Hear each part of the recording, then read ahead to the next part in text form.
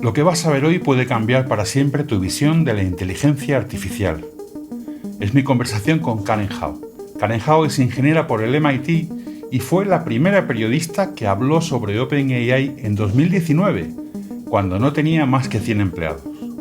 Pasó varios días ahí dentro. Lo que vio y lo que ha descubierto desde entonces no coinciden con la historia que la industria quiere que creamos. Su libro Imperio de la IA sale en España el 26 de noviembre. Es una radiografía brutal de lo que ella llama la carrera de Sam Altman para dominar el mundo. La tesis de Karen es provocadora. Estas compañías no son simples startups de Silicon Valley. Según ella, son nuevos imperios que operan a escala planetaria, que controlan recursos, que buscan mano de obra barata y que compiten por monopolizar algo mucho más valioso que el petróleo, el conocimiento humano. Y por si fuera poco, dentro de estas empresas hay un fervor casi religioso, gente convencida de que están construyendo un software que puede llevarnos al paraíso o destruirnos en el proceso. Tienen un nivel de convicción que explica cosas como la dramática historia de OpenAI, el despido fulminante y la recontratación en cuestión de días de Sam Altman. Pero quizá lo más incómodo de todo sean los costes humanos desconocidos de ese desarrollo. Los trabajadores en Kenia que enseñan a estos modelos por salarios ínfimos. El impacto en la salud local de algunos de los grandes centros de datos que se están construyendo.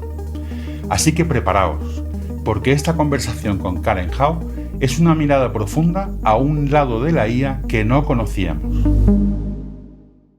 La entrevista se rodó en inglés. Puedes verla en español o en inglés accediendo a la configuración de YouTube y eligiendo la pista de audio que prefieras. Karen, es un honor tenerte en este canal y mantener una conversación contigo hoy. Primero me gustaría hablar sobre el proyecto del libro. He oído que has entrevistado a centenares de personas. Sí, fueron más de 300 entrevistas con 260 personas, creo. Es difícil recordar ahora las cifras exactas, pero gran parte de la investigación del libro se basa en mi trabajo cubriendo la inteligencia artificial durante los últimos 7 años. Así que algunas de esas entrevistas se hicieron de hecho a lo largo de esos 7 años. Pero en términos de tiempo dedicado a escritura, a investigar con foco y escribir el libro, dediqué aproximadamente 1 año y medio. Empecé justo cuando ChatGPT se lanzó, porque me di cuenta de que había mucha confusión en la opinión pública sobre qué es la inteligencia artificial, de dónde proviene, quién la creó y qué podría significar realmente para las personas y para la sociedad. Y fui la primera periodista que habló a fondo sobre OpenAI, porque había seguido su tecnología durante 6 años en aquel momento. O quizá llevaba 5 años, cuando comencé el libro. Por eso sentía una especie de responsabilidad de escribir un libro que la gente pudiera leer y realmente entender todas las preguntas que tenían en mente. Y básicamente, desde ese momento, cuando ChatGPT salió hasta mayo de 2025, cuando el libro se publicó, estuve corriendo contra el reloj para terminar de escribir el libro. ¿Y con quiénes hablaste? Las entrevistas están divididas aproximadamente en la mitad entre personas de la industria de la inteligencia artificial, personas internas de la industria de la inteligencia artificial, y más de 90 de ellas fueron empleados y ejecutivos actuales y anteriores de OpenAI. Y luego la otra mitad son personas de todo el mundo que están experimentando el impacto de la inteligencia artificial. Y una de las cosas que tenía muy claras cuando comencé el libro es que, quería contar la historia de OpenAI, el drama interno de cómo surgió la empresa y de cómo finalmente decidieron desarrollar ChatGPT. Para comprender completamente cuáles son las implicaciones de esta tecnología, no puedes quedarte solo en San Francisco. Eso no te dice lo suficiente sobre la forma en que la complejidad y diversidad del mundo y la manera en que esta tecnología podría interactuar con diferentes personas y tener efectos muy, muy diferentes en ellas. Y así terminé viajando a Kenia. Me basé en reportajes de Sudáfrica, Colombia, Chile, Uruguay, para crear una imagen más global de lo que esta tecnología realmente significa para todos. ¿Y cuáles serían los principales, los más importantes descubrimientos que tú obtuviste trabajando en este proyecto sobre OpenAI y sobre la industria de la IA en general? ¿Qué has aprendido? La tesis principal de mi libro, la razón por la que se llama Imperio de la IA, es porque realmente creo que la única forma de entender el alcance y la magnitud de estas empresas de IA como OpenAI es pensarlas no como negocios que nos venden productos y servicios, sino como nuevas formas de imperio que están afectando al planeta, remodelando nuestra política y geopolítica, desarrollando una influencia controladora en cada aspecto de nuestra... Ahí viene el título del libro. Exactamente. Y así, la forma en que realmente expongo el argumento, hay como 4 paralelismos que trazo entre los imperios de antaño y lo que llamo imperios de la inteligencia artificial. El primero es que los imperios toman recursos. Reclaman recursos que no son suyos, pero rediseñan las reglas para sugerir que esos recursos siempre fueron suyos. Y definitivamente se puede ver eso con la forma en que la industria de la inteligencia artificial toma los datos de las personas solo porque los ponemos en el dominio público. Y así dicen que es gratis para ellos extraerlos. Toman la propiedad intelectual de las personas, artistas, escritores y creadores y dicen que esto es totalmente uso justo bajo la ley de derechos de autor. Los imperios explotan una cantidad extraordinaria de trabajo. Y hablo extensamente sobre el trabajo que se realiza en la producción de estas tecnologías desde lugares como Colombia, desde lugares como Kenia, donde los trabajadores son tratados muy mal y se les paga muy mal para, en última instancia, proporcionar un servicio crítico para la producción de estas... La industria de la inteligencia artificial y hacen que los productos de inteligencia artificial que desarrollan sean posibles. La tercera característica es que los imperios monopolizan la producción de conocimiento y hemos visto en los últimos 10 años que la industria de la inteligencia artificial es tan rica en recursos que prácticamente ha captado a todos los investigadores de inteligencia artificial del mundo de la academia. Con dinero. Sí. Exactamente. Imaginemos una cosa. Si la mayoría de los científicos del clima en el mundo estuvieran siendo financiados por la industria de combustibles fósiles, no obtendríamos una imagen clara de cuál es realmente el estado de la crisis climática.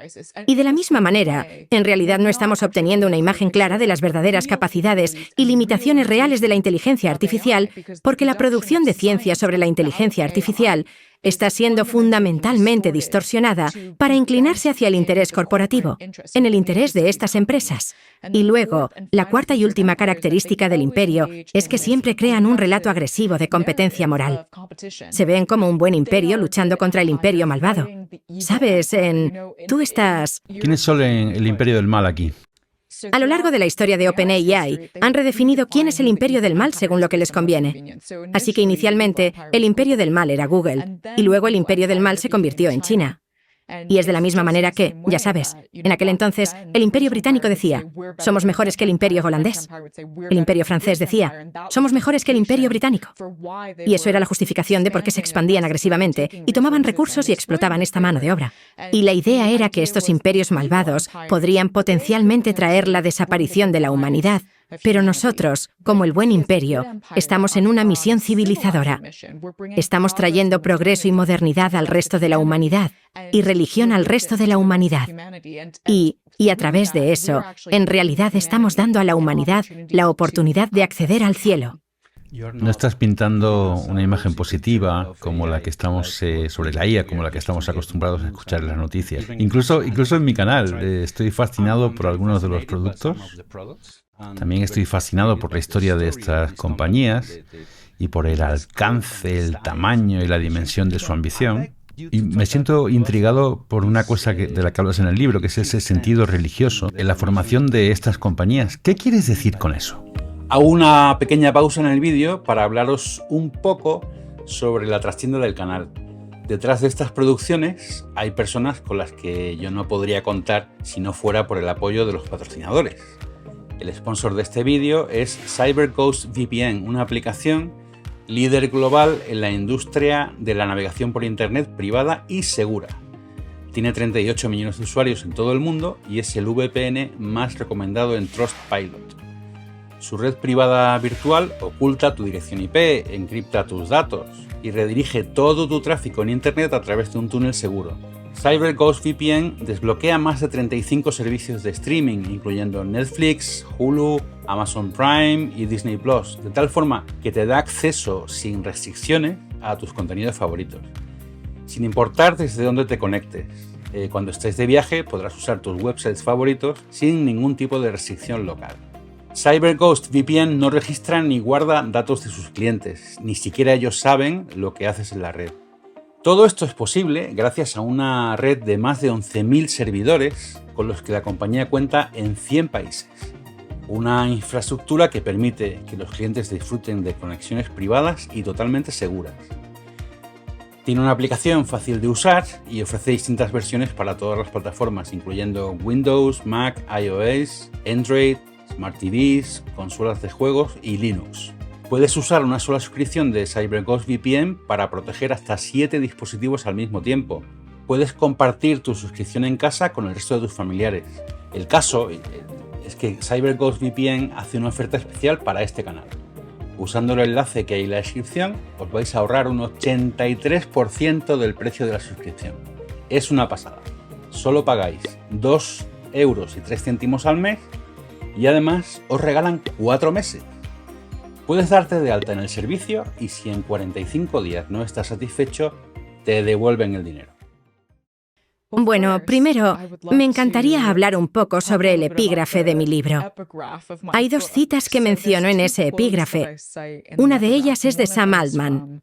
Es una entrada de blog que escribió en 2013, 2 años antes de fundar OpenAI, para hablar sobre el aspecto religioso, y estaba citando a otra persona. Y la cita dice así: las personas exitosas crean empresas. Las personas más exitosas crean países. Las personas más exitosas crean religiones. Y luego él escribe una reflexión sobre esta cita y dice: los fundadores más exitosos no se proponen crear empresas. Se proponen crear una religión y luego se dan cuenta de que crear una empresa es la manera más fácil de hacerlo. Bueno, es bastante literal en lo que dice. Sí. Está usando un lenguaje religioso explícitamente. Y lo que me di cuenta en el proceso de reportar el libro, lo más sorprendente es que hay movimientos cuasi religiosos que se han desarrollado dentro de Silicon Valley sobre la inteligencia artificial y lo que podría traer al mundo. Y principalmente lo que yo llamo la religión de la AGI, la religión de inteligencia artificial general. La AGI es este término que se refiere al pináculo de la investigación en inteligencia artificial. Esta idea de que la inteligencia artificial un día alcanzará o superará la inteligencia a nivel humano. Y esto nos llevará al paraíso. Bueno, hay 2 facciones de la religión de la inteligencia general artificial. Están los optimistas y los pesimistas. Los optimistas piensan que nos traerá el paraíso y los pesimistas piensan que nos traerá una distopía. Destruirá la civilización.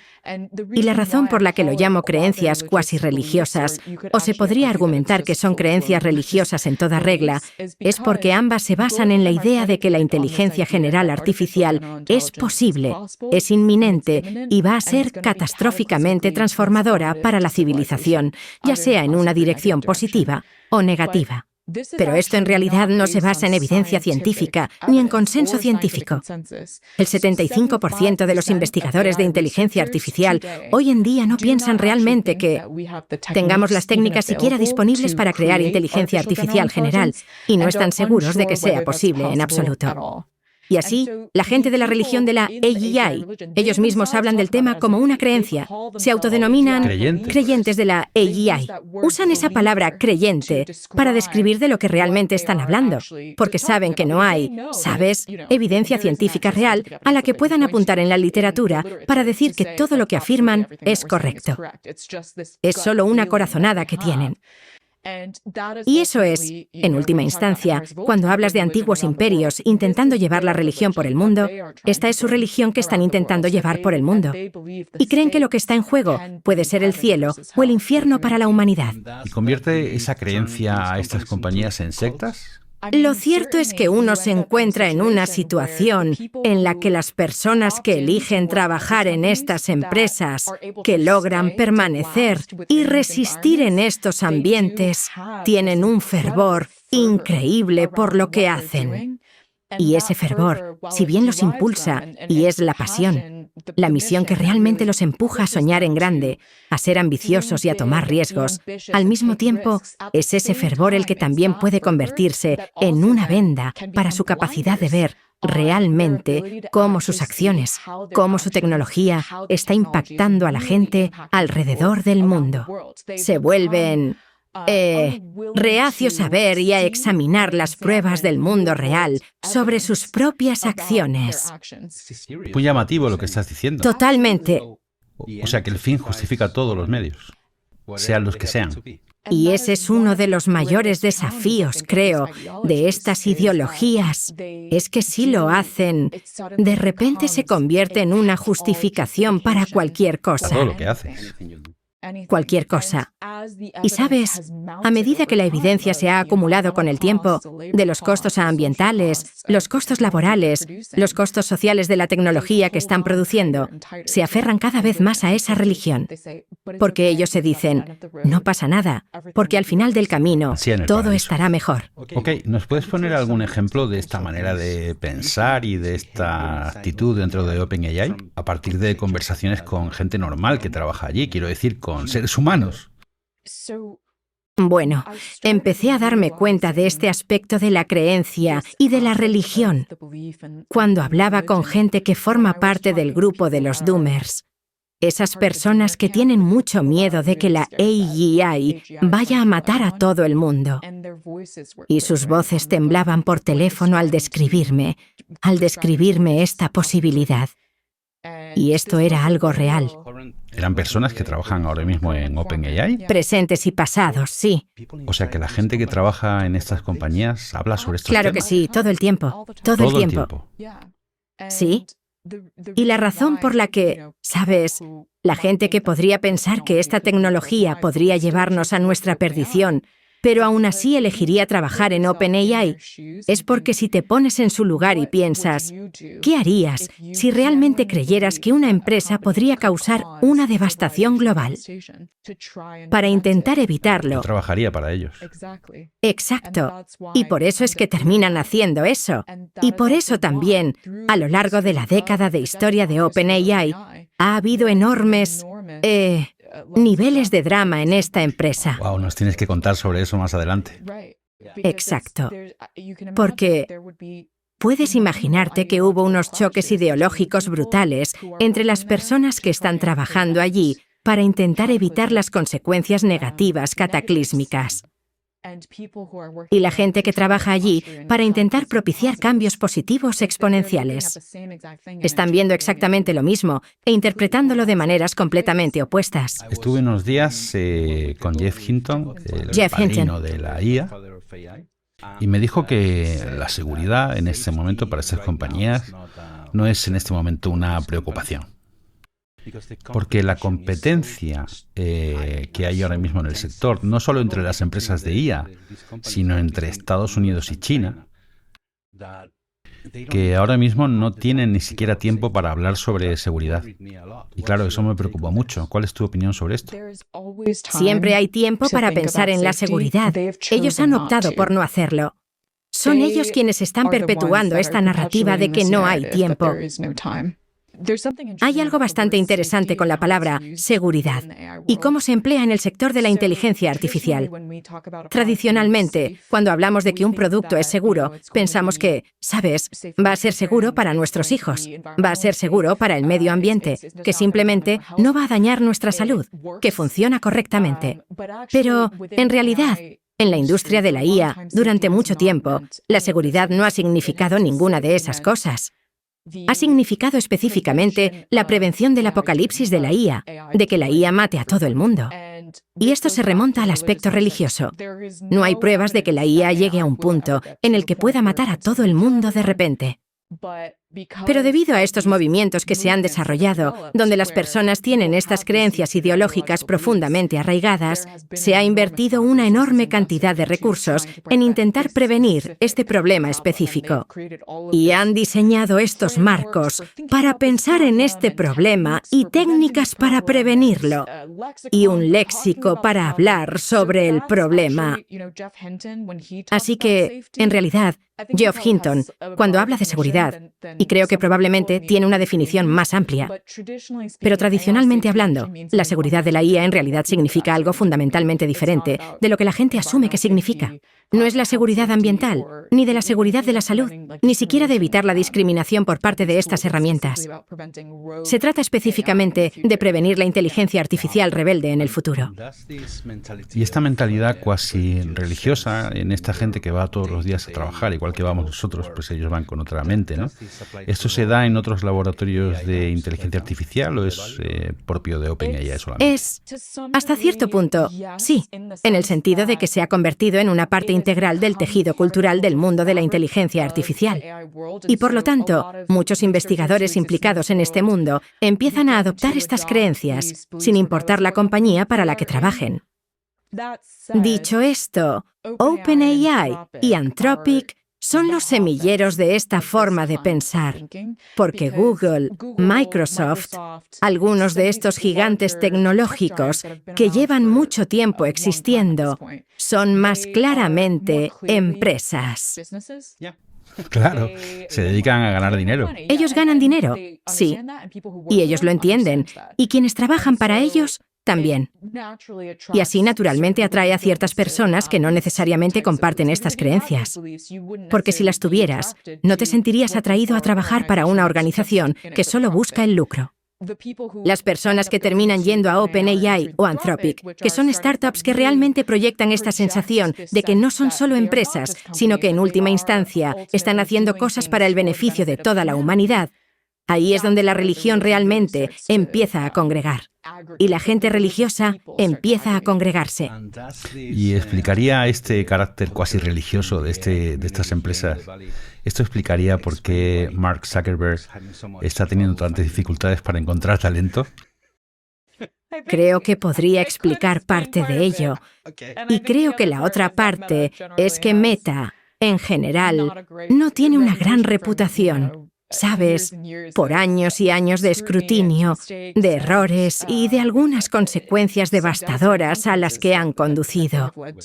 Dicho esto, creo que le está costando conseguir gente de ciertos laboratorios, pero no creo que le esté costando conseguir gente en general. De hecho, ya ha formado un equipo bastante grande, el equipo de superinteligencia. Y volviendo a tu teoría de los imperios, Sí. ¿pueden varios imperios coexistir, imperios de inteligencia artificial? ¿O esto se va a parecer a Juego de Tronos, en el que hay un imperio que tiene el dominio absoluto sobre los demás?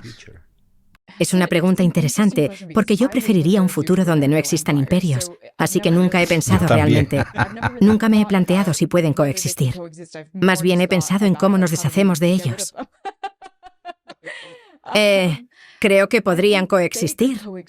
Pero si permitiéramos que múltiples imperios siguieran perpetuándose y simplemente compitiendo e intentando superarse unos a otros, habría una enorme cantidad de consecuencias negativas para todos los demás. Karen, ¿podrías hacer un listado de los riesgos a los que nos exponemos si dejamos que estos imperios crezcan y crezcan? Estas empresas han consolidado mucho más poder que cualquier Estado-nación en el mundo a estas alturas. Y hemos visto a lo largo de la historia que cuando alguien se convierte en un depredador, no les importa el bienestar de nadie más. Así que ni siquiera hay una lista en el sentido de que es interminable. Quiero decir, ya están destruyendo el medio ambiente para producir estas tecnologías. Están generando múltiples crisis de salud pública. Están aumentando la cantidad de contaminación del aire que afecta especialmente a las comunidades de clase trabajadora en todo el mundo. Están incrementando la crisis de agua dulce porque para enfriar sus centros de datos requieren agua dulce y la mayoría de las veces se conectan al suministro público de agua potable de las comunidades. Hemos visto el grado en que ya están comenzando a impactar en las oportunidades de empleo de la gente. Y no se trata solo de automatizar trabajos, sino también de socavar la capacidad de los trabajadores para negociar un mejor salario y mejores derechos. Porque si estás sentado en la mesa de negociación y tú como trabajador piensas que puedes ser reemplazado por automatización y el jefe sentado frente a ti también piensa que puedes ser reemplazado, no tienes poder de negociación. No puedes, realmente, luego resistir y pedir mejores condiciones. También hemos visto, ¿sabes?, la eliminación de no solo los trabajadores que ya están en la industria, sino la eliminación del peldaño más bajo de empleos en sectores como el derecho y las finanzas, donde los nuevos graduados universitarios de las mejores escuelas ahora están luchando por conseguir empleo, lo que está empezando a hacer que la gente se pregunte si tiene sentido invertir en un grado universitario. Nos has contado que fuiste la primera reportera que entró dentro de OpenAI. ¿Cuándo fue eso? Sí. 2019. Me integré en la empresa durante 3 días. ¿Pasaste allí 3 días con Sam Altman? ¿No con Sam Altman? Ilya Sutskever. Con Ilya Sutskever, Greg Brockman. Con un grupo de otros ejecutivos que luego terminaron separándose para formar Anthropic. Dario Amodei. Jack Clark. ¿Estaba allí entonces Mira Murati? Mira Murati fue... Vamos a ver. Creo que ella estaba en la empresa, pero no la conocí. Trasládanos a ese lugar y a ese momento. Entonces, en ese momento, OpenAI apareció en mi radar porque yo estaba cubriendo la IA para el MIT Technology Review. Y Tech Review se enfoca mucho en tecnologías emergentes, realmente emergentes. Así que cuando estaba cubriendo IA, ni siquiera estaba cubriendo los aspectos comerciales de la IA. Todo estaba centrado en la investigación fundamental. Estaba leyendo artículos de distintos laboratorios académicos y a veces de laboratorios corporativos. Y OpenAI fue fundada como una organización sin fines de lucro para hacer investigación fundamental. Y por eso estaba interesada. No tenían ningún producto comercial. De hecho, dijeron que no tenían intención de comercializar. Y lo que me hizo decidir estudiarlos en 2019 fue que hubo una serie de cambios que estaban ocurriendo en la empresa ese año que captaron mi atención. La primera fue que acababan de desarrollar GPT-2, solo 2 generaciones antes de ChatGPT, 1 generación y media antes del primer ChatGPT. ¿Estaba abierta al público entonces? No. Anunciaron al mundo que lo habían desarrollado y que era demasiado peligroso para lanzarlo. Entonces, crearon una demostración pública de una versión mucho más pequeña de GPT que podías usar para probar el poder de la tecnología. Pero no la lanzaron hasta más tarde debido a un cambio de filosofía en la organización. Pero ellos... Sí. Entonces todos sabían que GPT-2 había sido desarrollado, pero nadie tenía acceso a él, o muy pocas personas tenían acceso a él. Sam Altman también se convirtió oficialmente en el CEO en 2019, y OpenAI creó una rama con fines de lucro en la organización para comenzar a recaudar capital. Luego recaudaron $1.000 millones de Microsoft, así que todos estos cambios ocurrieron en el transcurso de... Elon Musk ya se había ido, ¿no? Eso fue en 2018, sí. Así que todos esos cambios ocurrieron, ya sabes, en el transcurso de 6 meses a 1 año.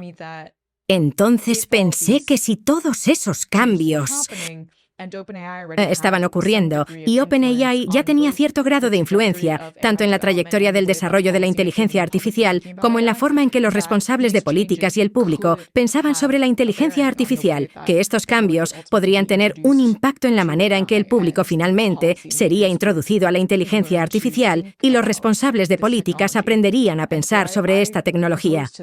Y entonces les propuse en ese momento a OpenAI lo siguiente. Empezasteis hace 4 años. Han pasado muchas cosas desde entonces. ¿Queréis reintroduciros al público? Y dijeron, sí, queremos. Y entonces vine e hice muchas entrevistas. Creo que alrededor de 4 docenas de entrevistas, tanto dentro de los 3 días en la empresa, como también busqué mis propias entrevistas con empleados actuales y anteriores para entender más de lo que en realidad estaba sucediendo en la empresa. Y me quedó claro que no eran realmente lo que decían ser. Dijeron que todavía eran una organización sin ánimo de lucro. Estamos, por tanto, en 2019, ¿no? 2019. ¿Viste todo eso en aquel momento? Así es. O sea, mucho antes de que levantasen tantísimos millones de dólares. No sé ahora lo que vale, no sé si son 300.000 millones de dólares. Pero ¿cuánta gente había entonces? Entonces eran alrededor de 100 personas. Sí, o 150 personas tal vez. y dijeron que seguían siendo una organización sin ánimo de lucro, que continuaban enfocados en la investigación básica. Seguían sin tener un propósito comercial. Y sin embargo, con mi reportaje, entendí que en realidad estaban desarrollando operaciones de comercialización porque tenían que devolver la inversión de $1.000 millones de Microsoft. Dijeron que eran completamente transparentes, que abrirían todo al público. Descubrí que tenían proyectos secretos en los que estaban trabajando, que eran eran controladores. No querían que nadie lo supiera. Dijeron que iban a ser muy colaborativos con muchas organizaciones y empresas diferentes en toda la industria. Su intención era ser un pegamento entre todas estas organizaciones diferentes. Y me decían a la cara en entrevistas: necesitamos ser el número 1 en investigación de inteligencia artificial. Necesitamos eso para lograr nuestra misión de que esta tecnología sea beneficiosa para todos. Eso era altamente competitivo. ¿Cómo puedes colaborar y también competir así? ¿Y por qué ser el número 1? Exactamente. ¿Por qué? Bueno, la forma en que lo racionalizaban era: para que nosotros podamos asegurarnos de que la inteligencia artificial sea beneficiosa para todos. Y estamos operando en Silicon Valley, que es un entorno de competencia donde el ganador se lleva todo. Necesitamos ser el ganador, que se lleve todo. Tenemos que ser nosotros. Solo nosotros. Somos los redentores. Exactamente, el lenguaje de un imperio. Entonces, llévanos al comienzo de OpenAI, con Elon Musk, Sam Altman, la gente de Y Combinator. ¿Cuál fue de verdad la intención originaria de ese proyecto? ¿Qué has averiguado? En la organización sin ánimo de lucro, cofundada a finales de 2015, los dos principales actores eran Elon Musk y Sam Altman. Y Musk en ese momento estaba seriamente preocupado por el hecho de que Google había desarrollado un control. Estaba dominando en inteligencia artificial porque estaban captando a algunos de los principales investigadores de IA de todo el mundo, de los Estados Unidos, de Canadá y del Reino Unido. Y Musk pensó que si Google, una empresa con fines de lucro, iba a apoderarse totalmente de esta tecnología que él pensaba que podría ser profundamente trascendental y potencialmente volverse descontrolable y matar a todos, esto acabaría realmente mal. Así, maximizaría la posibilidad de que la inteligencia artificial finalmente se descontrolara y matara a todos. Él estaba durante 2014 y 2015 teniendo reuniones y cenas todo el tiempo con personas muy prominentes. Cenó con el presidente Obama y estaba tratando de hacer que el presidente Obama entendiera que la inteligencia artificial era muy arriesgada y que necesitaba regularla porque podría tener estas consecuencias potencialmente devastadoras. Y Altman era el presidente de Y Combinator en ese momento, una de las aceleradoras de startups más prestigiosas en Silicon Valley. Sí, claro, algunas compañías muy conocidas como Airbnb nacieron allí. Así es. Uber yo creo que no. Reddit nació allí. Sí. Y Altman era y es una persona muy estratégica. Comenzó a cultivar una relación con Musk. Se conocían, pero no tenían una relación muy estrecha. Y empezó a decirle a Musk: estoy preocupado por todas las cosas que te preocupan a ti. Me preocupa que la inteligencia artificial se descontrole. Me preocupa que la inteligencia artificial mate a la humanidad. Me preocupa la falta de regulación. Y me preocupa que Google domine el desarrollo de todas estas tecnologías. Y le propuso a Musk una solución. ¿Por qué no creamos un anti-Google? Lo contrario en todo. Google es con fines de lucro. Vamos a crear una organización sin ánimo de lucro. Google es secreta. Vamos a ser transparentes. Google es competitiva. Vamos a ser colaborativos. Esa era la idea. Y podrías decir que a lo largo de la década, OpenAI ha perdido sus ideales y se ha corrompido con el tiempo. También podrías decir que estaban corrompidos desde el principio, porque en última instancia, este no era un proyecto de solo ego. Se dijeron: no queremos que los de Google sean los primeros, queremos ser nosotros, somos los buenos. Queremos crear inteligencia artificial a nuestra imagen. Y así fue. Se podría argumentar una consecuencia natural que después de crear la organización sin ánimo de lucro bajo estas condiciones, en solo 1 año y medio cambiaron de idea. Ya no deberíamos ser una non-profit. ¿Crees que no eran auténticos? Nunca encontré, ya sabes, la prueba concluyente de si realmente tenían la intención de que fuera una organización sin ánimo de lucro, o si en realidad siempre tuvieron la intención de que se convirtiera en una con fines de lucro. Pero lo que llegué a intuir con mi reportaje es que ellos creían que eran sinceros, lo cual creo que es algo realmente muy común. Sí, lo has dicho antes, que al final te metes en una burbuja, vives en una burbuja y te crees tu propia mierda. Sí, exactamente. Tú crees que eres genuino, crees que eres sincero. Creo que realmente pensaban que estaban haciendo algo positivo. Creían en su propia sinceridad. ¿Por qué piensas que se marchó Elon Musk?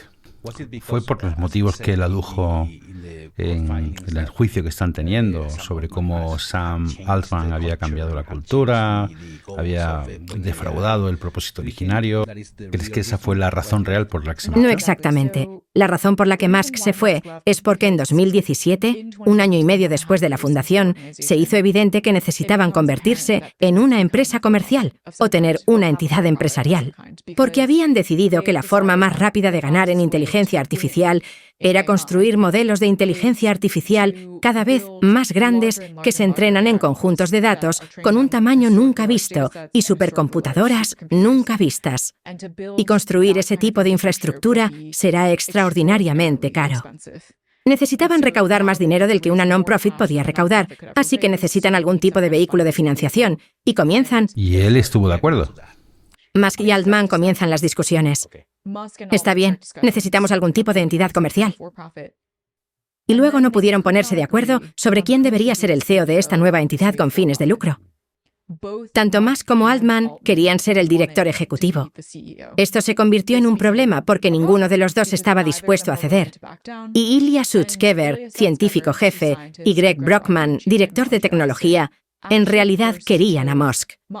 Pensaban que Musk sería el mejor director ejecutivo y llevaría a OpenAI a un mayor éxito.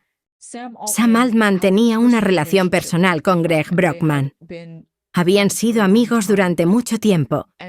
Y cuando se enteró de que iban a elegir a Musk como director ejecutivo, apeló a Greg a través de su relación personal y le dijo: ¿realmente crees que Musk es de fiar? ¿Realmente crees que es fiable? ¿No crees que yo sería el mejor director ejecutivo? Y entonces Greg Brockman se deja convencer, convenció a Ilya, y por eso cambian y deciden apostar por Sam Altman.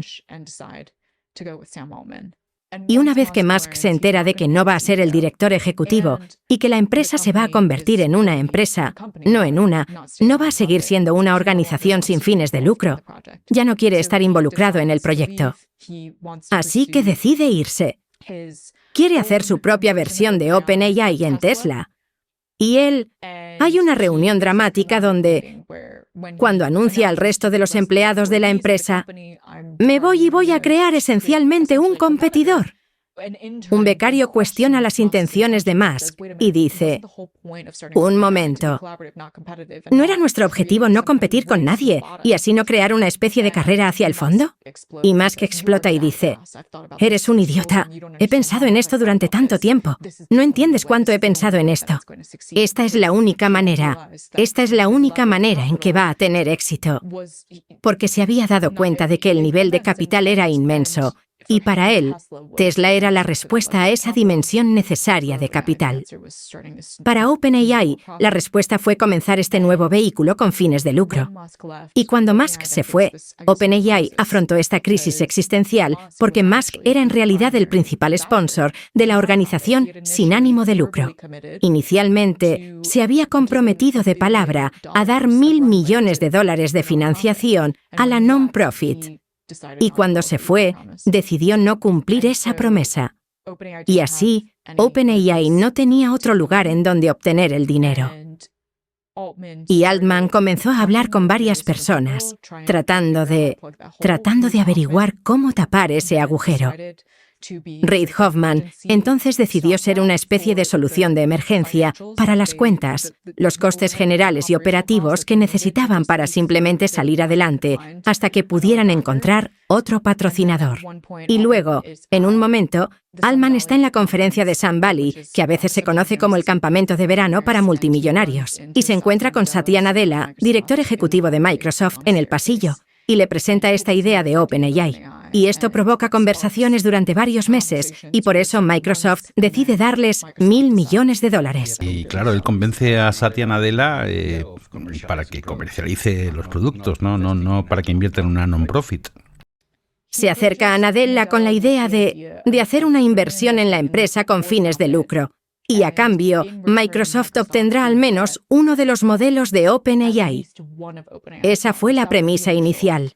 Y por supuesto, ¿qué va a hacer Microsoft con ese modelo? Lo van a comercializar. Y cuando entra Microsoft dentro de OpenAI, se sigue hablando todavía de transparencia, de tecnología open source. Absolutamente. O sea, que se comportaban todavía como si fueran una ONG. Absolutamente. Una de las cosas interesantes sobre la historia de OpenAI es que, dependiendo de cuándo un empleado se une a la empresa, tienen una concepción fundamentalmente diferente de lo que realmente están haciendo. Para quienes se unieron cuando todavía era una organización sin ánimo de lucro, todavía lo consideran como una fundación que solo necesitaba hacer algunas cesiones, pero que en última instancia sigue siendo gobernada por una non-profit. Para quienes se han unido desde que la empresa ha sido valorada en $100.000 millones, $300.000 millones y ahora casi $500.000 millones, simplemente la tratan como una compañía. ¿Es solo una empresa? Sí. Y entonces, cuando Microsoft invirtió $1.000 millones, en realidad hubo mucha angustia dentro de la organización. Hubo mucho debate entre los empleados porque algunos estaban felices, acababan de unirse y, ya sabes, se unieron con la conciencia de que OpenAI estaba haciendo estos cambios y que recibirían esta inversión y que en última instancia tendrían que crear algún tipo de comercialización para darle a Microsoft esos retornos. Otros empleados que se habían unido antes no estaban cómodos con este cambio en absoluto y constantemente preguntaban a la dirección, ¿es esto realmente lo que queremos hacer? ¿Estamos pensando en esto correctamente? ¿Cuáles son las concesiones, los compromisos que estamos haciendo? Y en ese momento, la dirección de OpenAI escribió un documento de preguntas frecuentes para los empleados cuando anunciaron el acuerdo con Microsoft, y una de las preguntas era, ¿puedo confiar en OpenAI? Y la respuesta era sí. Porque te lo digo yo. Sí. Pues sí. Había muchos empleados que, incluso aunque vivieron esta transición, seguían comprometidos con la premisa original que se les había propuesto. ¿Y qué papel crees que ha jugado en esta cultura de que somos investigadores, somos almas puras? ¿Sabes? El hecho de que Sam Altman nunca ha tenido acciones de OpenAI, no sé si ahora las tiene, pero ¿te consta que ese argumento ha sido utilizado por él a la hora de cultivar esa cultura de fe interna? No sé si necesariamente usó las acciones como una forma de motivar. Quiero decir, estoy segura de que fue como una de las cosas que él usó. Pero en general, es conocido como una persona extremadamente persuasiva. Por eso es capaz de recaudar volúmenes tan altos de capital sin ninguna prueba de que OpenAI pudiera convertirse en un negocio rentable. Y es un reclutador muy, muy efectivo. Respecto a los talentos que la gente atribuye a Altman, es increíblemente bueno para acumular capital e increíblemente bueno para convencer a las personas adecuadas de unirse a cualquier misión en la que esté. ¿Y cuál crees que es la fuente de esos talentos que tiene? Es realmente bueno contando historias sobre el futuro, de una forma que logra que la gente quiera ser parte de ese futuro, ya sea invirtiendo su dinero o su propio tiempo. El problema es que una de las razones por las que es una figura controvertida es porque la gente siente que cuenta una historia diferente a cada persona. Fue algo difícil de calibrar cuando yo investigaba. ¿Sabes? Si le preguntas a alguien, ¿es Sam Altman honesto? Algunas personas dicen, sí, y algunas personas dicen, no, es un mentiroso absoluto, y es totalmente una cuestión de opinión. Y entonces comencé a preguntar a la gente, ¿qué te dijo Sam en esta reunión, durante esta época, sobre lo que estabas haciendo y por qué? Y como entrevisté a tantas personas a lo largo de la historia de OpenAI, pude darme cuenta de que, de hecho, les estaba diciendo cosas totalmente diferentes a distintas personas. Qué buen enlace para hablar sobre noviembre de 2023. ¿Qué pasó en noviembre de 2023 dentro de OpenAI? En resumen, Sam Altman fue despedido y luego recontratado en 5 días. Pero esencialmente, hubo 2 fuerzas en juego que llevaron a esto. Ya hablamos sobre cómo ha habido enormes choques ideológicos dentro de la empresa durante toda su historia, entre personas que piensan que en última instancia están tratando de acelerar esta tecnología para traer el paraíso y personas que están tratando de frenarla o evitar que suceda porque temen que traiga la ruina. Así que esa fue una fuerza.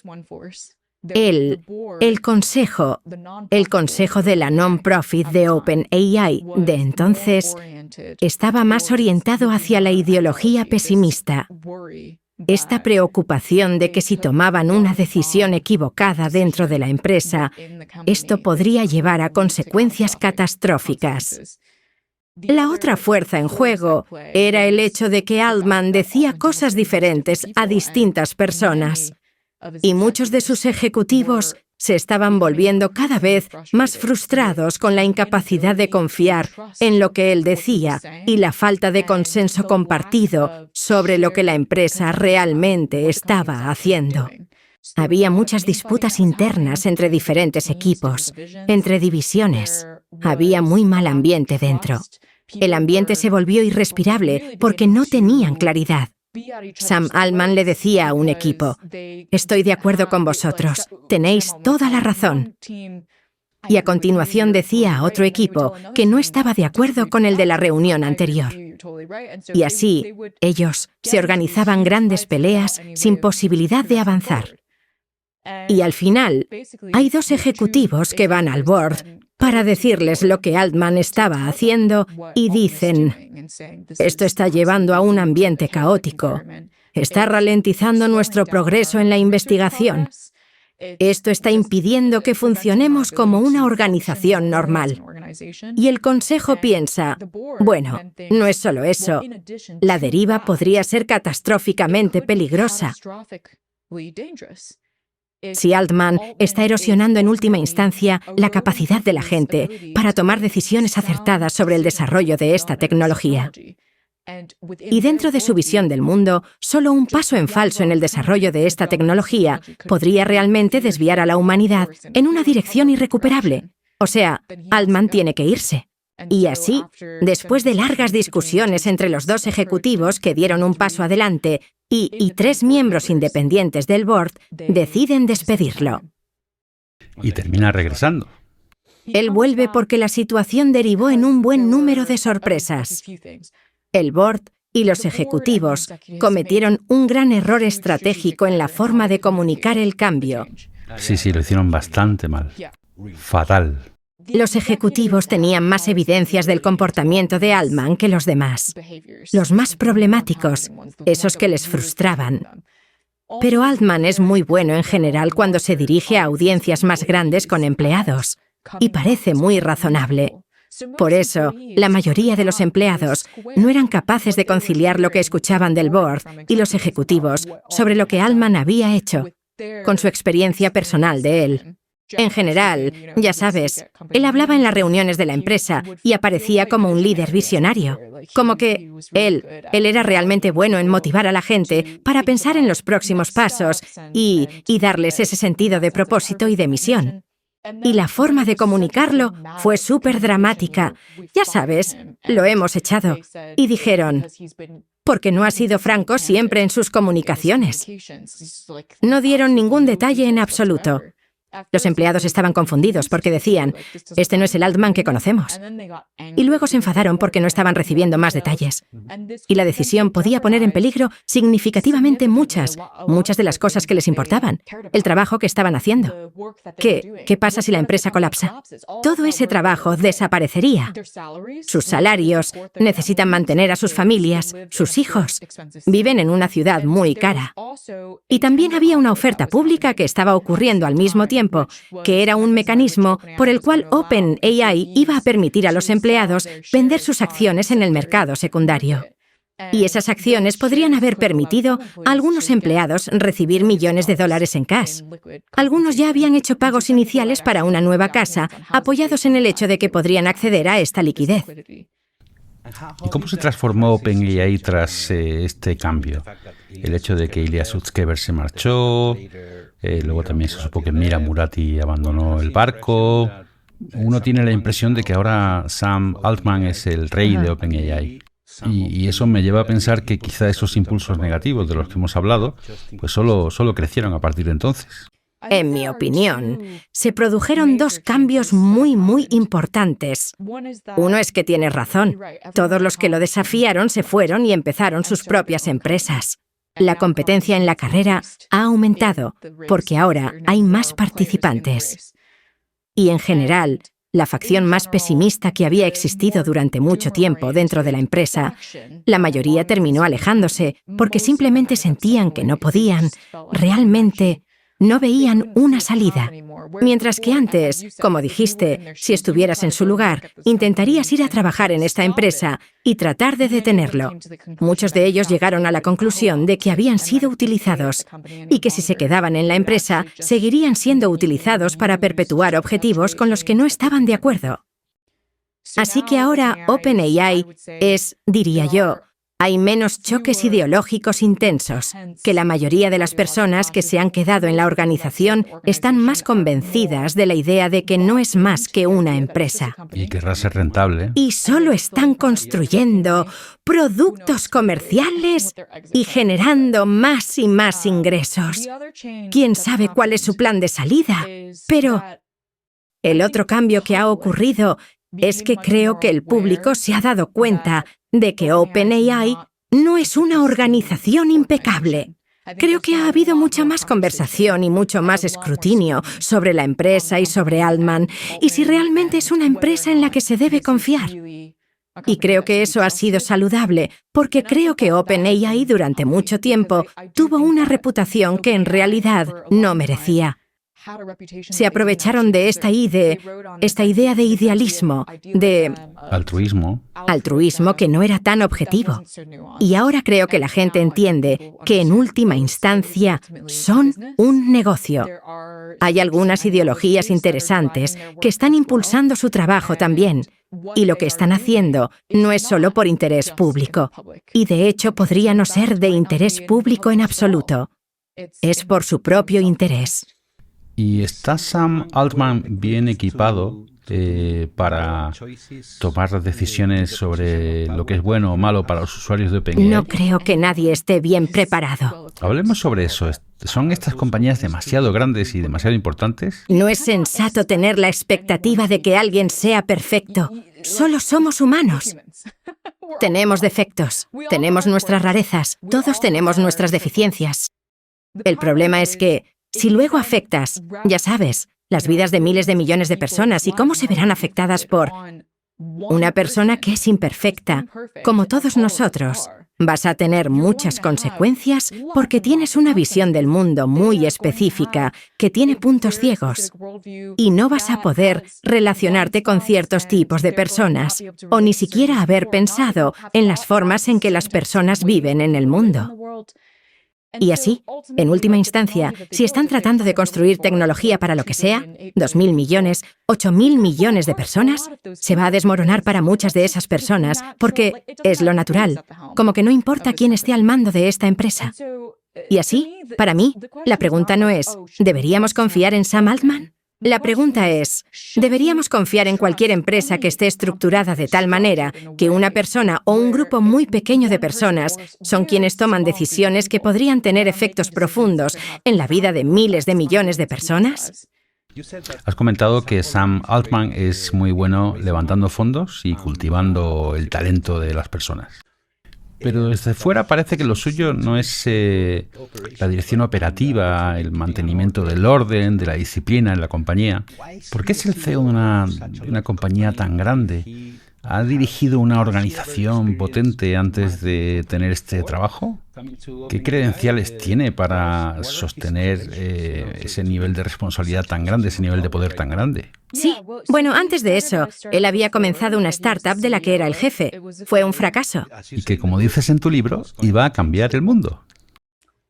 Dijo que iba a cambiar el mundo. Sí, así que si lo hubieras escuchado a él y a sus inversores antes de que se convirtiera en un fracaso, habrías pensado que sería un gran éxito. Pero no lo fue. Y una de las críticas que la gente en ese equipo de liderazgo tenía de él era exactamente idéntica a las críticas que sus compañeros en OpenAI tenían de él. Sí, o sea, parece que ahí hay un patrón de comportamiento, ¿no? Dijo cosas diferentes a diferentes personas. La organización comenzó a perder cohesión. La gente se empezó a pelear entre sí. Comenzó a convertirse en un ambiente muy caótico.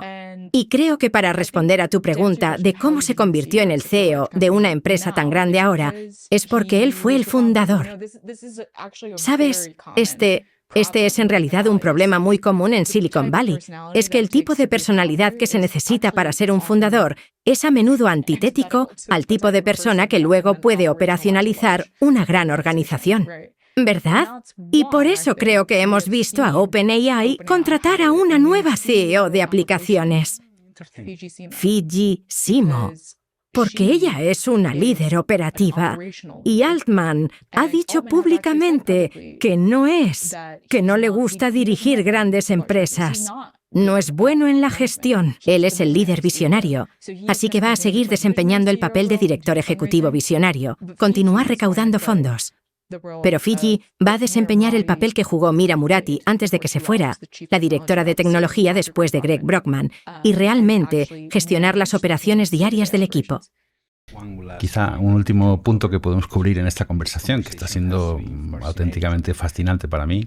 Cuando escuchas las intervenciones de estos líderes como Sam Altman, como Elon Musk, como Dario Amodei en podcast y demás, ¿deberíamos creer algo de lo que dicen? ¿Cómo describirías tú si sus intervenciones están hablando de que vamos a llegar a la inteligencia artificial general, de que la IA va a cambiar completamente el mundo, los trabajos? Así es.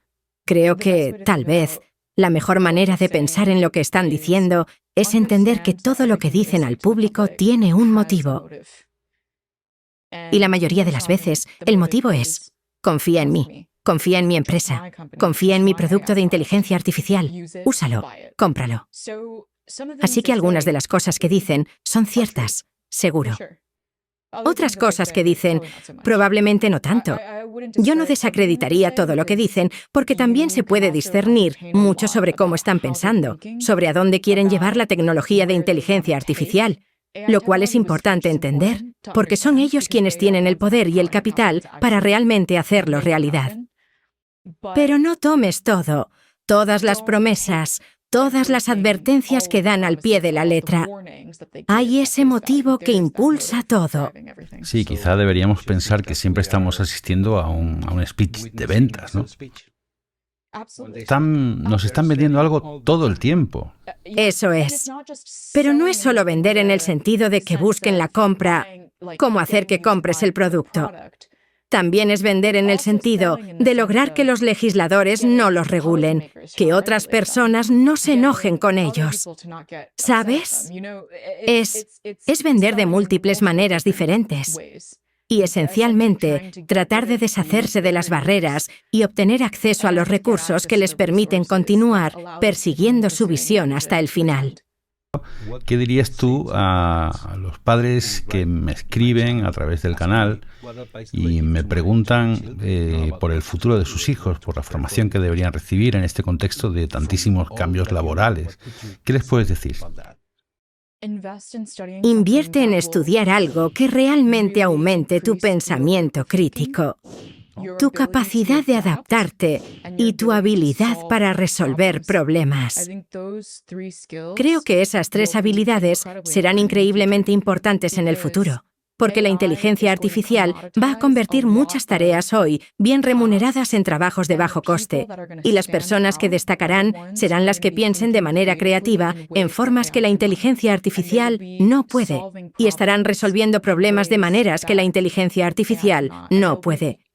Y también habilidades sociales, como relacionarse con las personas, tener empatía, ser capaz de expresar cariño para construir conexiones que sean, ¿sabes?, resilientes al cambio.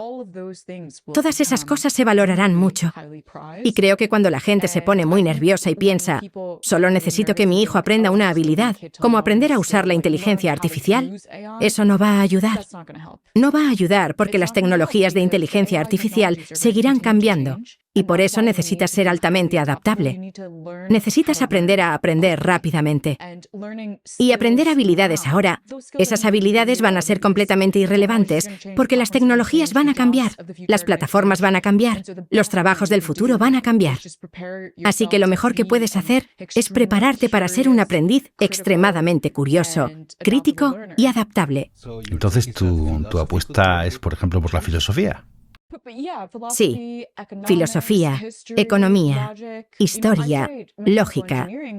Sabes, yo estudié ingeniería mecánica, lo cual también encontré muy útil porque me ayudó a pensar en sistemas y ser una solucionadora de problemas.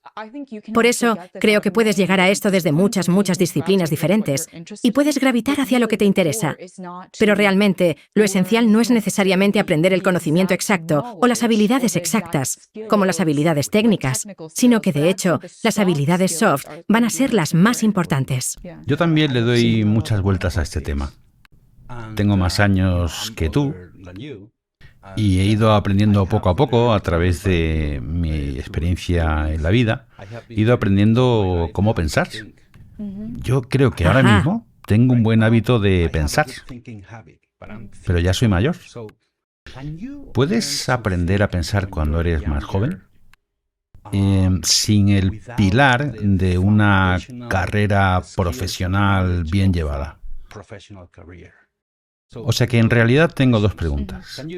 ¿Puedes aprender a pensar cuando tienes 18, 15, 20 años, cuando todo te importa muy poco? A una edad en la que te dedicas a correr, a viajar, a hacer cosas y no pareces tener tiempo para darle vueltas a las cosas. Y la otra pregunta sería, ¿cómo puede un chico dedicarse a la medicina con sentido crítico sobre lo que hace en su trabajo, con criterio, sin la fundación de haber estudiado medicina? Desde luego que puedes aprender a pensar como un niño. Siento que aprendí mucho a pensar cuando era niña. Y por supuesto, continúas. Como dijiste, es un proceso de aprendizaje de por vida. Sigues aprendiendo a pensar, evolucionar y adaptarte a medida que las circunstancias cambian. Y sabes, estamos experimentando cambios más rápidos que nunca en la historia. Mira, yo sí creo que puedes aprender a pensar. No solo con el trabajo escolar o leyendo libros o lo que sea. También siento que aprendí mucho a pensar simplemente interactuando con muchos tipos diferentes de personas, ¿sabes? Y haciendo muchas cosas diferentes, probando muchas cosas diferentes. Así que creo que el modo en el que hemos estado criando a los niños en el pasado, desde siempre, no creo que de repente esté anticuado, ¿sabes? En la era de la inteligencia artificial, todos los fundamentos de lo que hemos buscado inculcar a la próxima generación a lo largo de las décadas no ha cambiado. Como ayudar a las personas a tener un fuerte sentido moral, distinguir lo bueno de lo malo, entender el propósito, entender cómo ser un líder, cómo llevarse bien con la gente. Sí, todas esas cosas siguen siendo igual de fundamentales. He olvidado tu segunda pregunta. Sí, la segunda es sobre la fundamentación teórica de cualquier disciplina. Sí. Entonces, creo que si quieres hacer algo altamente especializado como ser médico o ser científico o lo que sea, por supuesto vas a necesitar conocimientos altamente especializados. Y si sabes desde pronto que eso es lo que quieres hacer, entonces, claro que puedes comprometerte a aprender eso y convertirte en un experto en eso. Y de hecho, creo que en una era de conocimiento genérico comoditizado, debido a los sistemas de inteligencia artificial, la experiencia también se va a volver cada vez más valiosa. Entonces, si tú desde los 5 años ya tienes absolutamente claro que quieres ser físico o que quieres ser un especialista en cáncer, entonces, sí, ve por eso. Pero si no lo sabes, como yo no lo supe durante mucho tiempo lo que quería hacer, entonces solo concéntrate en desarrollar tu pensamiento, desarrollar esas otras habilidades de las que hablé. Muy interesante. Mi experiencia personal con la inteligencia artificial, tú puedes tener la tuya, Es que cuando vas a escribir un texto o iniciar un proyecto y no quieres arrancar con la hoja en blanco, te ayuda la IA. También cuando tienes una pregunta en tu cabeza, por ejemplo, pues si quieres saber quién es Karen Hao o quién es Gustavo Entrala, te vas a ChatGPT y bueno, yo creo que tienes una respuesta bastante razonable. Pero me preocupa cómo el uso frecuente de la inteligencia artificial afectará a las mentes de la gente más joven. Y claro, la naturaleza nos arrastra normalmente hacia lo que es más cómodo.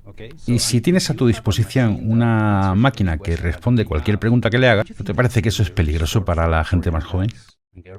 Absolutamente. Ya hemos visto investigaciones sobre ese tema del MIT. Por ejemplo, sí, hicimos un vídeo sobre hizo eso. un estudio en el que encontraron que no era un estudio con niños. Se hizo con adultos y encontraron que los adultos, que ya han desarrollado las habilidades de pensamiento crítico, Así es. y cultivaron estas cosas, después de usar la inteligencia artificial demasiado, volviéndose dependientes de estas herramientas, ese músculo se atrofia en su cerebro.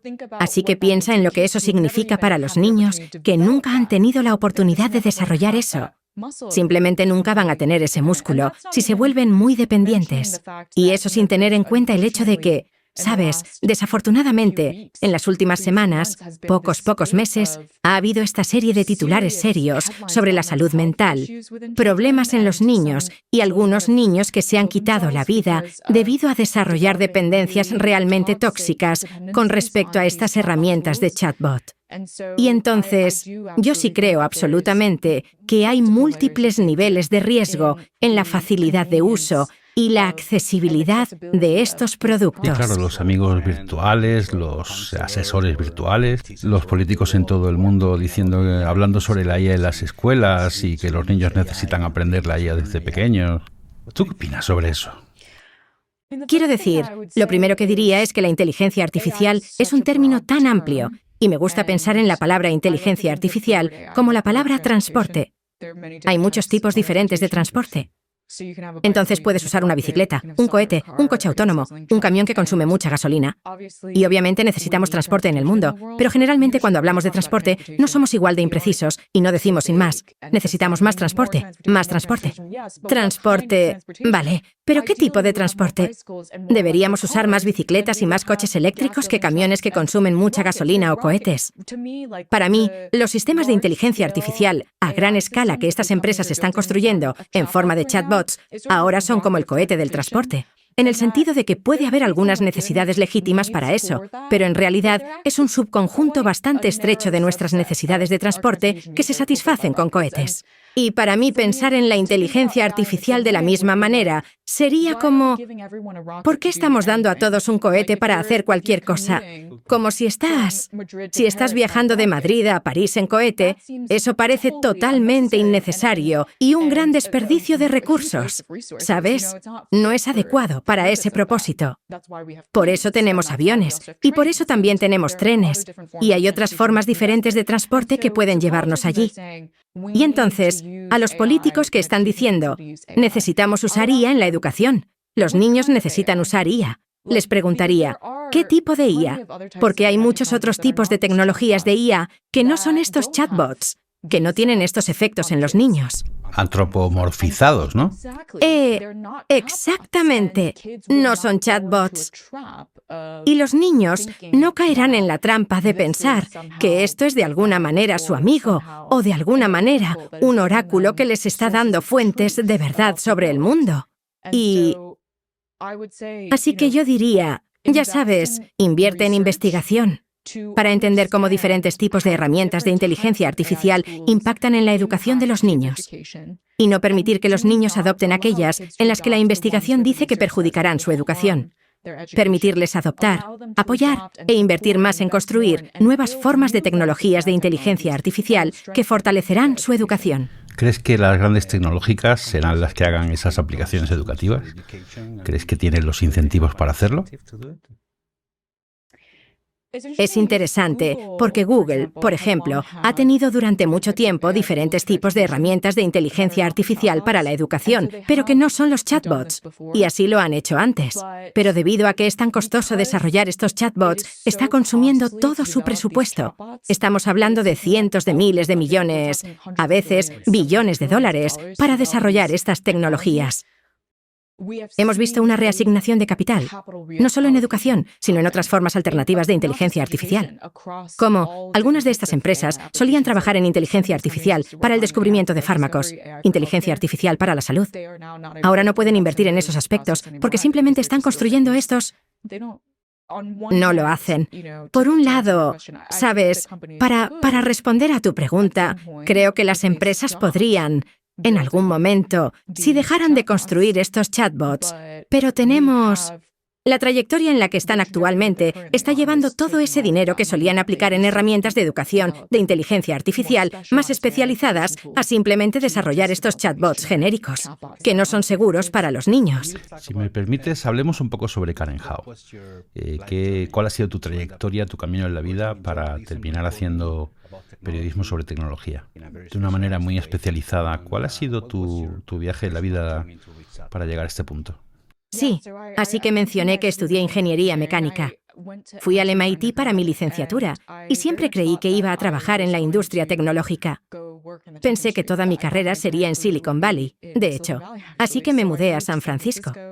Después de graduarme, me uní a una startup en el Valle y muy rápidamente me di cuenta de que el modelo de innovación de Silicon Valley estaba produciendo cada vez más tecnologías que socavaban el interés público. ¡Wow!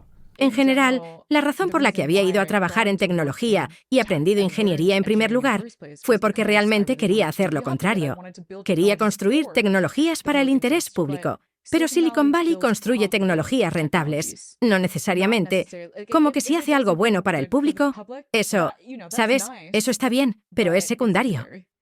Y cada vez más, ya no estaba sobre la mesa porque las tecnologías más rentables, en realidad, erosionan muchas de las cosas que realmente queremos fortalecer en nuestra sociedad.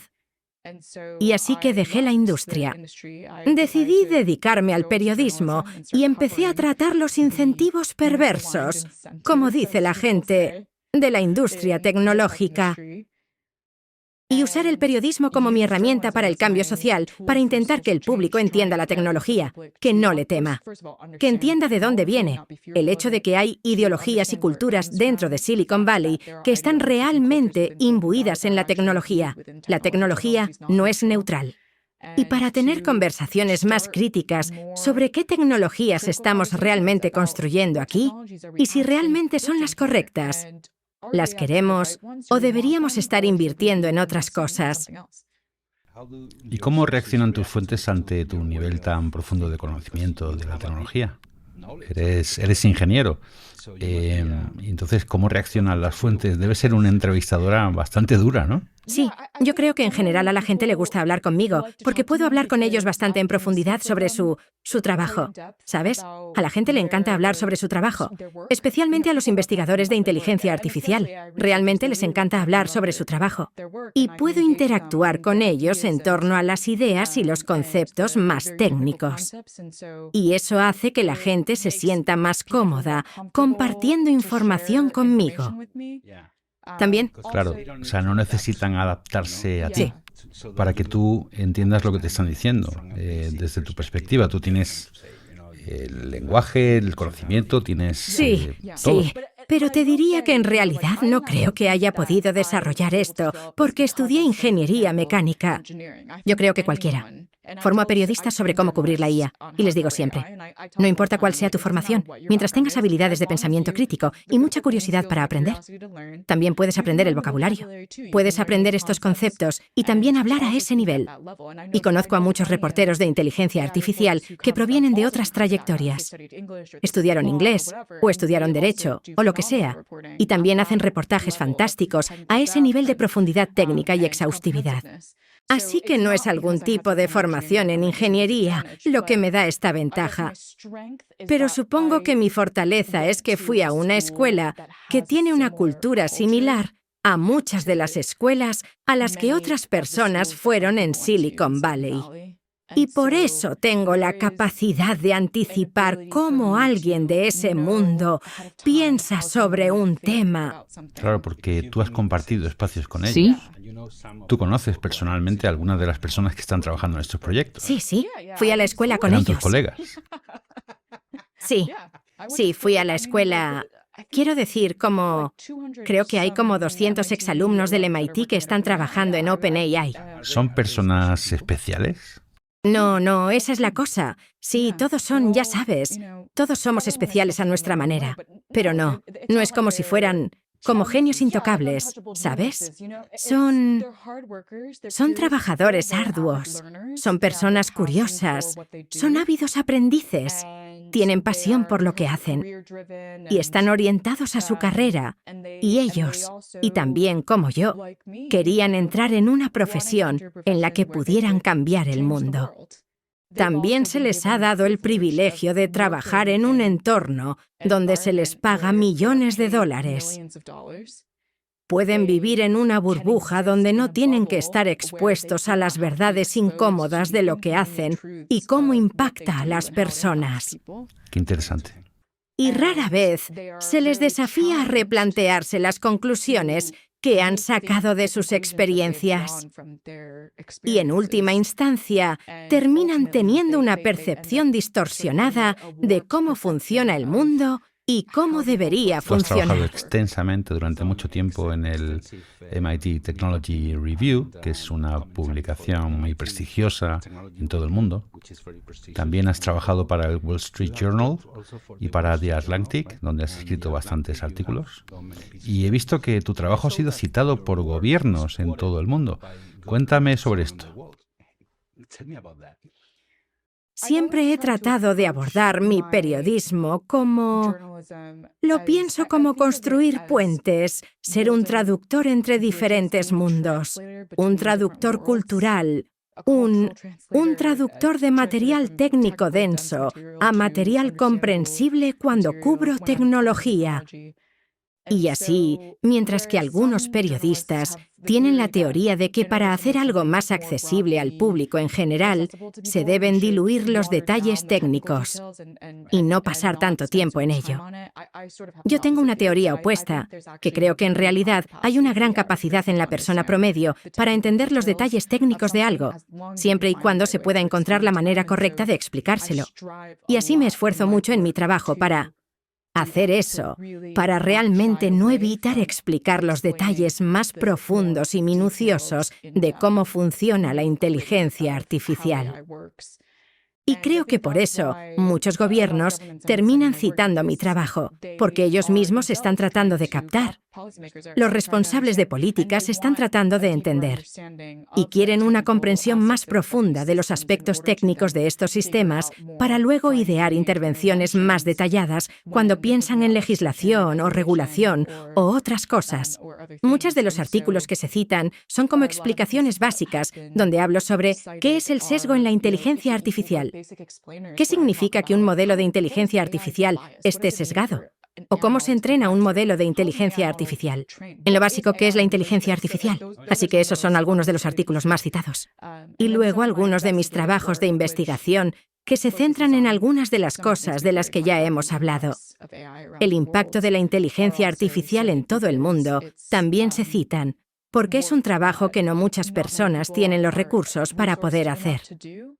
Y así, hay historias que tengo el privilegio de poder contar que son difíciles de contar para otros. Y esas también se citan a menudo.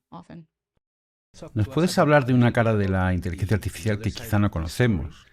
¿Cómo se construye esa inteligencia artificial? ¿Cómo afecta a determinadas comunidades, a personas que han colaborado en el entrenamiento? Estuviste en Uruguay, en Colombia, en África. ¿Nos puedes dar una imagen del impacto que ha tenido este entrenamiento? Nadie lo sabe. Sí. Entonces fui a Kenia para hablar con trabajadores que OpenAI había contratado para desarrollar un filtro de moderación de contenido en 2021. Lo que estaba sucediendo en 2021, OpenAI estaba cambiando su orientación, sin fines de lucro, a expandir sus esfuerzos de comercialización. y se dio cuenta de que si iba a poner una herramienta de generación de texto que puede generar cualquier cosa en manos de millones de usuarios, deberían evitar que generara discursos de odio tóxicos, porque eso no sería un éxito comercial, causaría una crisis de relaciones públicas. No iría muy bien. La cuestión fue que necesitaban crear este filtro que se adjuntaría a sus modelos GPT para bloquear ese tipo de respuestas del modelo antes de que llegaran al usuario. Y para los trabajadores subcontratados kenianos, eso significaba que tenían que leer todo tipo de contenido que OpenAI no quería que sus modelos generaran. Tenían que leer contenido violento, contenido de odio, contenido sexual, contenido de abuso sexual, contenido de abuso sexual infantil y categorizar todos estos diferentes tipos de contenido en el tipo de contenido malo y cuán malo era ese contenido. Y estaban haciendo esto 8 horas al día, 5, tal vez 7 días a la semana. Wow. La exposición a esos contenidos cambió completamente su psique. Hemos escuchado que los moderadores de contenido para redes sociales se ven profundamente afectados. Yo, como estos trabajadores, estaban traumatizados. Ellos o sus personalidades cambiaron completamente. Algunos de ellos eran realmente extrovertidos, cálidos, sociales. Se volvieron increíblemente ansiosos y aislados. Y no solo fueron los individuos los que se vieron afectados, ¿sabes? Estas personas son parte del tejido de las comunidades. Otras personas dependen de ellos. Así que cuando se rompieron, sus familias se rompieron. Y hablo de un hombre, Moffat Okinye, cuya esposa lo dejó después de que él tuvo este gran cambio de personalidad que ella no podía explicar. Porque no había manera de conceptualizarlo, como ChatGPT aún no había salido. Así que no había manera de conceptualizar lo que le estaba afectando psicológicamente de esa manera. Como era de esperar, ella comenzó a dudar sobre la persona con la que se había casado. Y más tarde, después de que ella se fue, el hermano de Moffat vino y se mudó con él para hacerle compañía. El hermano de Moffat, Albert, es un escritor freelance en Nairobi, y luego, cuando ChatGPT salió, todos sus contratos comenzaron a desaparecer porque su trabajo estaba siendo automatizado. Madre mía, qué historia. Y estuvieron haciendo eso durante meses. Lo hicieron durante meses. Es mucho Lo hicieron tiempo. durante meses para producir ese filtro de moderación de contenido. Increíble. ¿Sigue ocurriendo eso? Sí, sucede hoy. Y ahora no solo ocurre en lugares como Kenia. Ocurre en cada vez más en más partes del mundo. Ahora también ocurre en los Estados Unidos. No en Occidente, Este tipo de trabajo. No, sí ocurre. Ocurre en Estados Unidos. Ocurre en muchos otros países. Y es realmente problemático. Y no es solo, este es solo un aspecto del trabajo que se realiza en la producción de modelos de inteligencia artificial. Como los modelos de inteligencia artificial, ellos estaban desarrollando el filtro de moderación de contenido alrededor del modelo de inteligencia artificial. Pero los propios modelos de inteligencia artificial también tienen que ser ajustados y refinados por trabajadores humanos. Como una de las cosas es que la gente no necesariamente se da cuenta de que ChatGPT necesita aprender a conversar. Y aprende a conversar con humanos escribiendo diálogos, ejemplos de diálogos, y diciendo, así es como la gente habitualmente habla entre sí. Yo digo algo, tú dices algo. Hago una pregunta, tú das una respuesta. Luego, tienen que alimentar eso al modelo GPT para que el modelo GPT pueda aprender a hacer lo mismo. Y esos trabajadores, ya sabes, están por todas partes. Y a menudo, aunque no están siendo traumatizados psicológicamente de la misma manera que los trabajadores kenianos, experimentan una precariedad económica extrema donde los contratos no garantizan sus horas, no tienen mínimos en cuanto a cuánto se les paga. Trabajan de manera discontinua, no tienen seguro médico. Y he hablado con docenas de trabajadores en todo el mundo que han ocupado ese rol. Y es muy raro que alguien pueda desarrollar algún tipo de carrera satisfactoria o desarrollar alguna oportunidad económica haciendo ese trabajo.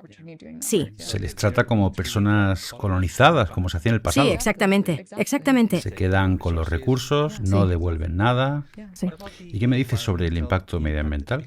Ahora está de moda que los políticos anuncien en sus países que tal empresa o cual empresa va a hacer un centro de datos de inteligencia artificial con un montón de inversión, y lo cuentan como un factor positivo. ¿Cómo deberíamos recibir esos anuncios? Con preocupación, McKinsey publicó recientemente un informe que dice que si continuáramos construyendo centros de datos y supercomputadoras para desarrollar y desplegar estos modelos al ritmo de lo que la industria de la inteligencia artificial ha estado hablando, para el año 2030 necesitaríamos añadir, estamos en San Francisco, es de 2 a 6 veces la cantidad de energía consumida por California en la red global. Eso también es del 50 al 120% de la energía consumida en el Reino Unido en la red global. La mayor parte de esa energía será impulsada por combustibles fósiles. Será suministrada por combustibles fósiles porque estos centros de datos tienen que funcionar 24 horas al día, 7 días a la semana. Hubo una investigación de Business Insider que encontró que solo en los Estados Unidos las empresas de servicios públicos están, y cito, torpedeando sus objetivos de energía renovable para sostener ese tipo de producción de energía. Y lo que la gente realmente no entiende es que la escala a la que esto está sucediendo es algo que nunca hemos visto antes. En la era de las redes sociales también construimos muchos centros de datos. La tasa a la que los centros de datos se expandieron durante la era de las redes sociales era aproximadamente igual a la tasa a la que mejorábamos la eficiencia energética de los centros de datos. Así que en Estados Unidos, durante la última década, la demanda de energía se estabilizó. Y en Europa, la demanda de energía ha disminuido. ¿Ha bajado? Y sabes, la Unión Europea tiene el objetivo de seguir reduciendo el consumo. Y en general, ha cumplido su plan para reducir y cumplir ese objetivo de para el año 2030, reducir el consumo de energía a un cierto nivel, con el fin de minimizar nuestro impacto en el clima. Actualmente estamos presenciando una expansión tan histórica en el desarrollo de centros de datos que está provocando un aumento sin precedentes en la demanda de energía en Estados Unidos, en Europa y en todo el mundo. Estamos hablando de órdenes de magnitud, más centros de datos y más energía utilizada para alimentar estos centros de datos. Y la ONU, de hecho, tiene un informe que muestra que el crecimiento de la demanda de electricidad para los centros de datos está aumentando a un ritmo mucho más rápido, creo que 4 veces la tasa de consumo de electricidad global en general. Entonces, en los próximos años, los centros de datos ocuparán una parte cada vez mayor del consumo global de electricidad. Así que estamos revirtiendo por completo todo el progreso climático que logramos en la última década. Y luego hablé sobre las consecuencias de la contaminación del aire. Hemos visto informes de Memphis, Tennessee, en los Estados Unidos, donde Elon Musk construyó su supercomputadora para entrenar a Grok. Está funcionando con 35 turbinas de gas metano sin licencia. Dios mío. Que están golpeando a esta comunidad, una comunidad de clase trabajadora, con nuevos niveles de contaminación del aire. Y hay informes de residentes que ahora tienen asma crónica. Y esa misma investigación de Business Insider, de la que hablé, estimó que solo en Estados Unidos habrá hasta casi 10.000 millones en costes de salud relacionados con la contaminación del aire que sufrirá la población, debido solo a la expansión de los centros de datos de la industria de la inteligencia artificial. También podemos hablar sobre la crisis del agua dulce, porque estos centros de datos gigantes tienen que ser enfriados con agua dulce. Y al menos 2/3 de esos centros de datos están siendo instalados en comunidades que no tienen esos recursos de agua dulce. Hablo en mi libro sobre una comunidad en Uruguay donde afrontaban un nivel histórico de sequía que era tan grave que el gobierno de Montevideo comenzó a mezclar agua salada en el suministro público de agua potable. Y las personas que no tenían suficiente dinero para pagar agua embotellada estaban bebiendo este agua. Por eso las mujeres estaban teniendo tasas más altas de abortos espontáneos. Las personas con enfermedades crónicas estaban teniendo síntomas llamativos. Y fue en ese contexto, cuando la gente ya tenía una necesidad desesperada de recursos vitales, Google propuso construir un centro de datos en Montevideo y enfriarlo con esa agua dulce que no tenían. ¿Y qué pasó? La comunidad comenzó a resistir. Me reuní con activistas del agua en Chile, que estaban resistiendo agresivamente otro proyecto de centro de datos de Google. Y han logrado detener ese proyecto de centro de datos de Google durante 5 años. Y este profesor en Uruguay estaba aprendiendo sobre su activismo en Chile. Entonces, cuando Google anunció ese centro de datos, él dijo: voy a hacer exactamente lo mismo que están haciendo los activistas chilenos. Y entonces comenzó. De hecho, demandó a Google con la ayuda de uno de sus amigos, que es abogado. Pudieron obtener acceso a los números exactos sobre cuánta agua dulce proponía usar la instalación de Google. Hubo enormes protestas que estallaron en las calles. No solo contra Google, sino también contra Google, así como contra todos los diferentes actores de la industria que habían estado extrayendo agua dulce de Uruguay. Y el gobierno realmente se vio obligado a reducir el tamaño del centro de datos. Y así, Google propuso recientemente que iban a considerar modificar el centro de datos para usar menos recursos. Al final es una historia más o menos positiva, ¿no? Sí, y yo creo que esta es una gran lección que aprender. ¿Sabes? Para los trabajadores de datos kenianos también, ellos también comenzaron a organizarse y a resistir. Y parte de la razón por la que conozco su historia en primer lugar es por esa organización. Y pudieron obtener atención de los medios internacionales, pudieron comenzar a conectarse con activistas internacionales de derechos laborales, personas en la Organización de las Naciones Unidas, legisladores estadounidenses. Y así, tanto los activistas chilenos, los activistas uruguayos, los trabajadores kenianos, todos han demostrado lo que todos necesitamos hacer en el futuro para asegurarnos de que estos imperios no solo se apoderen de nuestras vidas, se apoderen de todos nuestros recursos y no nos den nada a cambio. La acción colectiva, realmente estar vigilantes para seguir protegiendo recursos que son en última instancia nuestros. ¿Sabes? Estas empresas requieren nuestros recursos para construir estas tecnologías, requieren nuestros datos, nuestra propiedad intelectual, nuestra tierra, energía, agua dulce.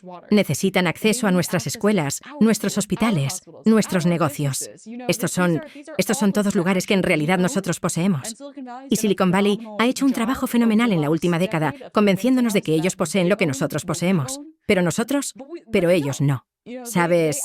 Ellos en realidad necesitan nuestro permiso para obtener esos recursos. Y todos estos diferentes movimientos alrededor del mundo que han sido muy efectivos en lograr avances y hacer que estas empresas cambien su comportamiento, no otorgaron ese permiso. Muy interesante. Qué buena forma de terminar esta conversación. Mil gracias por dedicar todo este tiempo a nuestro canal. El libro se titula El Imperio de la IA. La autora es Karen Hao. Podéis comprarlo ya en inglés o esperar a... ¿Cuándo se publica en español? Última semana de noviembre. La última semana de noviembre a la venta en España. Gracias, Karen. Muchas gracias.